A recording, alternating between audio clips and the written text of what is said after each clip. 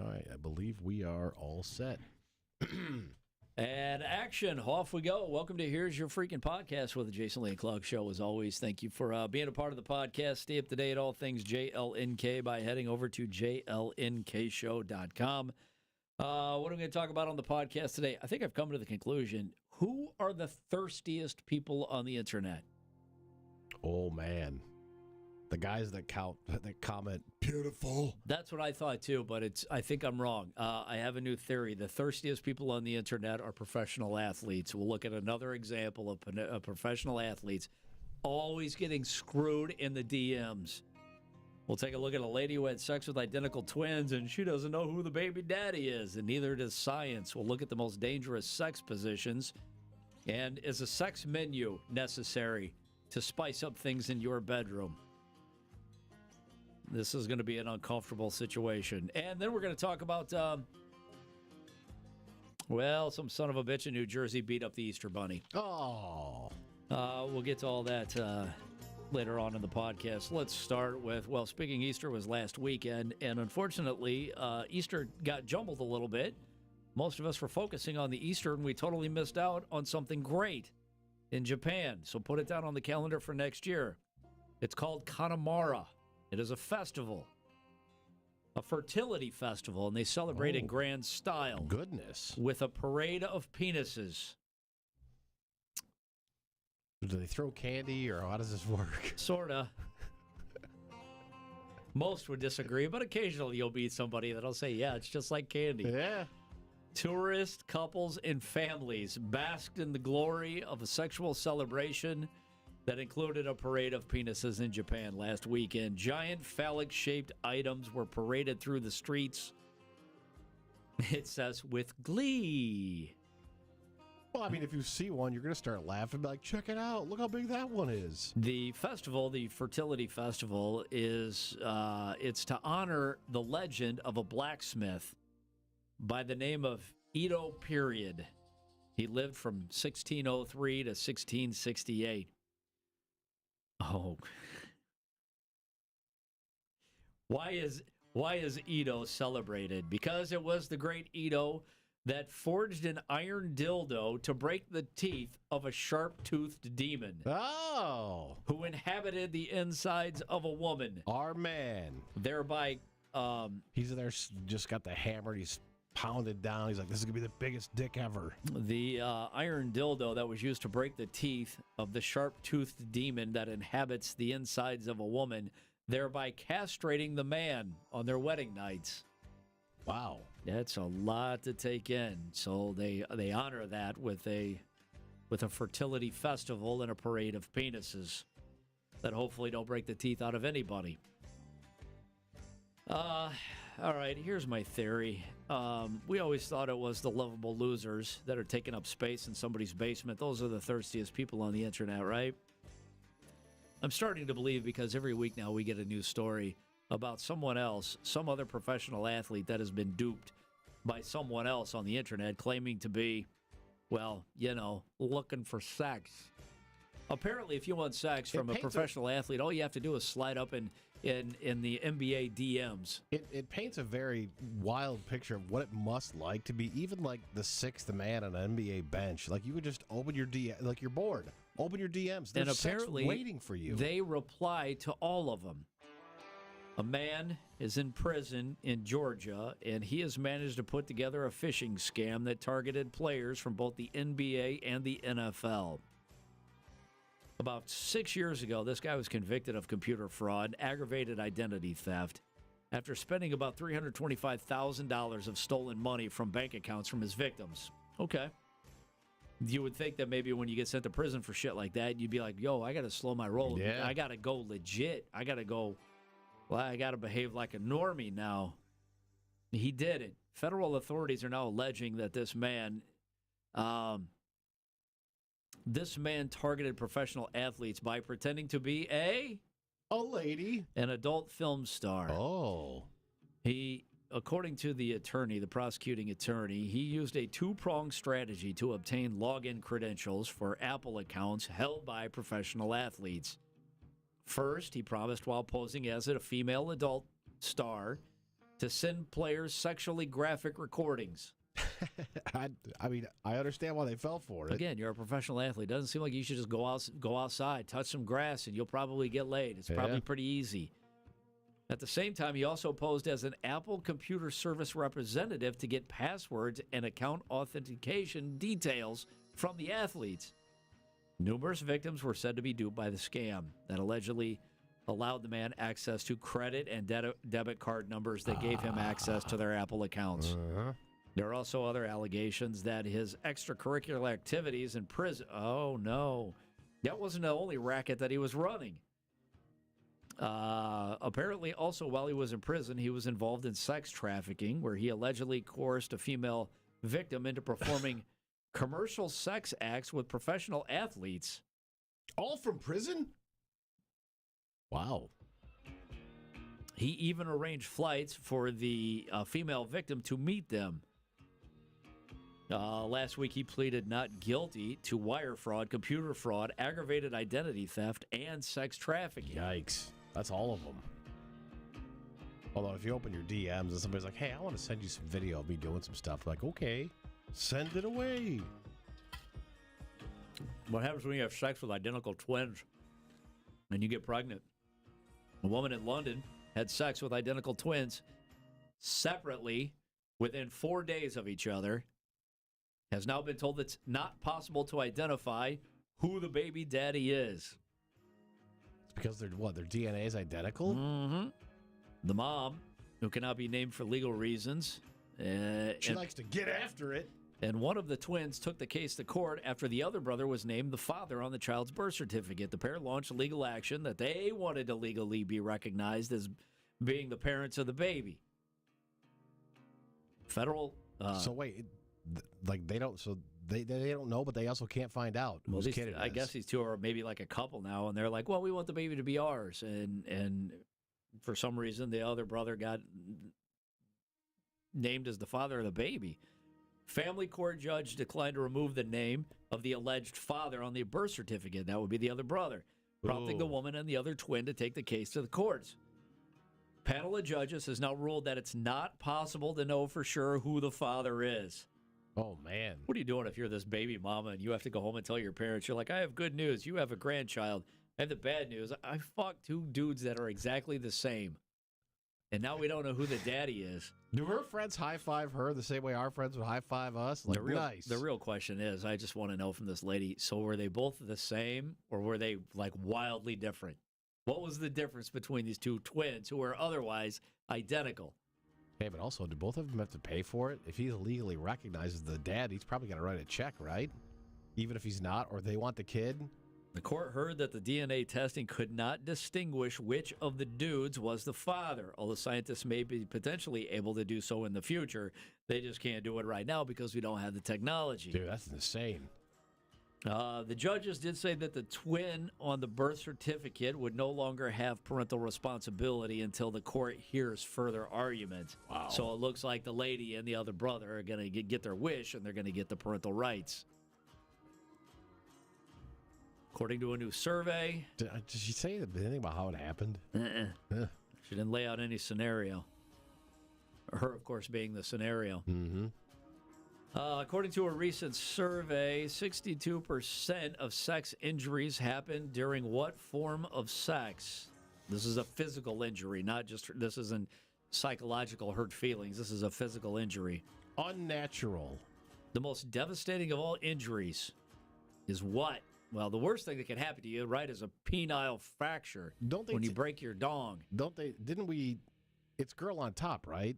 The most dangerous possession when it comes to fractured penises, according to a surgeon, according to a surgeon who has had more than his fair share of broken dongs, it's cowgirl, yes, but which cowgirl? Standard cowgirl or reverse cowgirl? Oh, reverse. It is reverse cowgirl position is where most of the damage is done most of the time. Typically, the man slips out. His member is then, quote unquote, crushed by the female pelvic bone. Crushed is a hard word to use. It is. That doesn't mean you shouldn't try it, though. They say just be careful. Do your best to keep your thrusts in sync. I'm too scared. I don't want to do it. I've heard that it pops. There's a pop sound. Yeah, I've always read that there's an audible sound there. Followed by a high-pitched scream. So, if things are going slow in the bedroom, have you considered a sex menu? We kind of touched on this on the terrestrial show today. It'd be cool if it was like a nice place, where they lay like a one-sheeter down and they're like, here's the menu for this evening. You have 6 things to choose from, and that's fucking it. That's all you get. Or is it like, Cheesecake Factory where you've got 11 pages worth of shit? What's that old joke? Can you tell me about the menu, please? The men I please are none of your business. Also from the chat, I'm sure this guy appreciates that drum love. Hey man, that whole broken dick thing happened to my friend Chris. I'm sure Chris loves that you're putting that in the chat, my guy. He's like, shut the fuck up. So how long did it take Chris to heal? And is it like regular again now, or has it got a little bit of a hiccup to it? Does it look like scoliosis of the Peter? What does it look like? Is there like a little dent? Everybody goes through a dry spell, rough patch, whatever you want to call it, right? Your sex life becomes meh at best. New research into bedroom habits of couples. It may sound strange, but have you tried putting a menu together? The name sex menu is a little cringy. It sounds like something that Steel Panther would write about. The idea is pretty simple. This is the anal with foie gras. It never gets ordered. It's funny. I'm gonna write my preferences down alphabetically, but it also is in order of importance for me. Let's begin with A. Hey, if she doesn't select it at first, why? You know what's going to be on special tomorrow? It's the chef special. Really got to move this anal, please. Let's see. Item number 1, alphabetically speaking, anal. 2, how about some anal? They say comes with free breadsticks. Basically, you just write down, it's a written list of preferences, interests, boundaries, and then, of course, hard no's. Hers will then also be alphabetical and in order of importance. No's. Basically, it's a way to help both partners get more of actually what they want, since nobody is a mind reader. They do say that when you sit down to do a sex menu, it will be embarrassing, but it also works for a lot of people. According to a survey of American and Canadian adults who are in relationships, half of those who created a sex menu report having more sex and more physical intimacy afterwards. And you got to keep changing the menu up seasonally. You don't want her to get bored with it. She's like, we eat here all the time. I don't want to eat this food anymore. You don't want it to be the McDonald's drive-thru where the number 1 is always the same, 2 always the same, 3 is always the same. You want that little side menu at McDonald's. They're like, hey, this is what we've got for a limited time only. You're like, God damn, the Shamrock Shake is back. That's my favorite. Hey, you better order this before it's off the menu forever. What's the anal burger with cheese again? 74% say having a sex menu. Oh, no. I don't like this word when you're talking about sex. It cuts down on misunderstandings. Was that not cool? I read the wrong. I read the room completely wrong. I thought you were into this. I apologize. 3 out of 4 of the people that put together a sex menu say it cut down on misunderstandings about what each partner wanted. Oh, yeah. 8 out of 10 said it helped them discover shared desires that they didn't know they had. So you write down something weird. They write down something weird. You're like, oh, you know about that something weird? You're like, oh, my God. We're like, bro, we're going to be best friends. Yeah, Jay Kyle from the chat. Oh, man, don't forget the secret menu items are where it's at, I bet. Oh, yeah, you got to ask for the McGangbang. They say most couples don't really talk about sex all that much. 75% of participants say they only communicate sexual preferences through casual conversations. So we going to your mom's for Easter this weekend? Yeah, we're going to mom's for Easter. That cuckold thing looks pretty wild, doesn't it? Looks pretty crazy. And a hot wife thing with like other dudes fuck you and I hang out in the closet and watch. That seems weird, right? Your mom's dry ass ham is sure. Should we stop and get something to eat before we get to your mom's house? Because her meals are terrible. Mm-hmm. More than a third say they are more comfortable talking about their preferences in writing than out loud. Therein lies the real catch with the sex menu is you get to write things down. you don't have to say them out loud. Hey, also, when dinner's over, I want my menu back. This isn't like a fucking souvenir. I'm taking the menu back. Like saying cuckold out loud is difficult. That cuts through the clutter of but this you podcast. can write it down, then that would be different. You'd be like, the cuckold thing. I don't know how you spell it. That's why pantomime spelling it. Number 4, yes, the 3-piece McCuckin. There are some downsides to the sex menu process for some, including about half of all couples say that creating a sex menu, brought up differences that were tough to navigate. No, flip it over. We have breakfast offerings on the back. Flip it over. No, it was hot when I suggested you hot wife, but it's tough to navigate when you suggest that you hot wife. Do you see the difference between what's going on here? Man, who gets to give who the menu? Do I give you the menu, or are you giving me the menu? You exchange menus. You compare menus. You're like, this one is... More than a third of people say when they sat down to do a sex menu said it felt uncomfortable at first, but it got easier over time. Oh, like when you have to update the menu like they do on the Bear. Okay, I get it. Or you're like, we've taken the menu this far. Now maybe we should add dessert. She orders pegging, and you're like, oh, the chef just said 86 pegging. We're out for the night. Sorry. Apparently, when you go to space, it messes up your swimmers. Hey, wouldn't you? Hey, what is this Project Hail Mary movie? I keep reading about it everywhere. What is it? It's the Amazon Ryan Gosling. All I know is he's in space, and it sounded remarkably similar to that Matt Damon movie where he tried to grow something in space. All right, is it any good? It's making a lot of money at the box office, but you lost me at space. You lost me at Ryan Gosling. I don't know. He doesn't seem like a good fit for a space movie. It has inspired many people to think about traveling further into space. I'm sure that Artemis 2 has something to do with it, too. He's Andrew on the chat says it's the same guy who wrote the Martian. So the Matt Damon one. Oh, okay. I didn't see The Martian either. He said it's a good movie, by the way. Okay. As humans start to seriously think about living somewhere else besides Earth, scientists are also asking some very human questions, like how could we reproduce in space? Any long journey or future settlement on places like the moon or Mars or whatever would certainly have to involve some sort of procreation, right? Yeah. The problem is they've discovered sperm doesn't live in low gravity. At low gravity, do your balls not hang? They just kind of float? That'd be pretty cool. Like you're trying to take a pee, you got to keep holding them down because they keep flopping up like this? Pee on your balls again? Do the wrinkles smooth out when it's getting pulled ahead? It'd almost be like a lily pad in a pool or something. It's just like kind of, you're like, oh no. Smush it down. Yeah, that's pretty funny. New research shows in weightless conditions, sperm lose their sense of direction. Like, I don't know where I'm going. They're swimming all over the place. You're like, oh, gross. Zero gravity sucks. It's in my hair. This is terrible.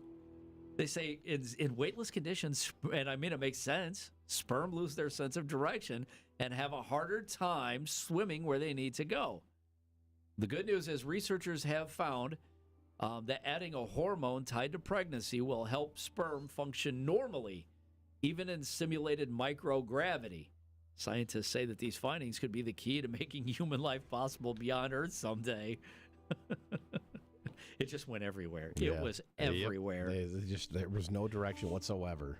And here's the bad news. We'll wrap on this because, well, I mean, we see this around Christmas time, but I don't think we've ever seen this for Easter before. A New Jersey man is in trouble with police after he drove to a shopping mall in Pittsburgh and beat up the Easter Bunny. The incident happened last week at the South Hills Village Mall. The Easter Bunny, does that elicit a lot of passion in people? I mean, they're always just kind of over there. A woman was working as the Easter Bunny, was posing for photos with children and families when a 36-year-old man approached the Easter Bunny and began asking personal questions. She then directed him to an assistant. Police say the man refused to back away. Criminal complaint alleges that the man then touched the Easter Bunny's arm and upper body and went on to inappropriately grope her in front of everyone. You grabbed the Easter Bunny's titties? You felt up the Easter Bunny in front of a bunch of kids? The assistant told police that the man asked questions. Oh, is it a boy or a girl? Okay. We got an old guy thinks he's being funny. He also put his fingers in the costume's nose and mouth After speaking with the victim and witnesses, police reviewed mall security video and identified the man as a suspect. What? Please tell me they found him. They did. They found him asleep in the top row of the AMC movie theater next to the mall. All right, guy. He was arrested and charged with indecent assault. I think they should tag on Easter with indecent assault of the Easter Bunny, just to make sure that everybody knows when he ends up in front of a jury, he ends up in front of a judge. He wasn't just indecently assaulting anybody. It was the Easter Bunny. Easter Bunny, man. Federal charges. Yeah, that needs to be tacked on as a court of as a point of public record. Hey, stuck his fingers in the nose and mouth. What do you got going underneath there? Yeah. What How do you boy breathe or in girl? this thing? Yeah.